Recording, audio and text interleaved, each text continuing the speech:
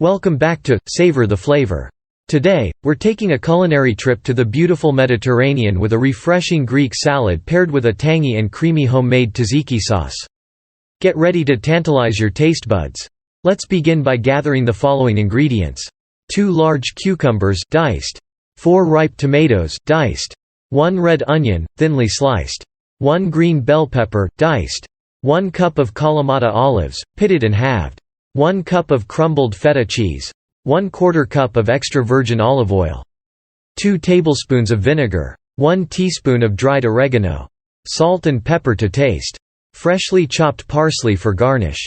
For the tzatziki sauce, 1 cup of Greek yogurt, 1 cucumber, grated and squeezed to remove excess moisture, 2 cloves of garlic, minced, 1 tablespoon of extra virgin olive oil, 1 tablespoon of fresh lemon juice, 1 tablespoon of chopped fresh dill, salt and pepper to taste.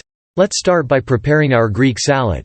In a large mixing bowl, combine the diced cucumbers, tomatoes, red onion, green bell pepper, and Kalamata olives. Gently toss them together to mix the flavors.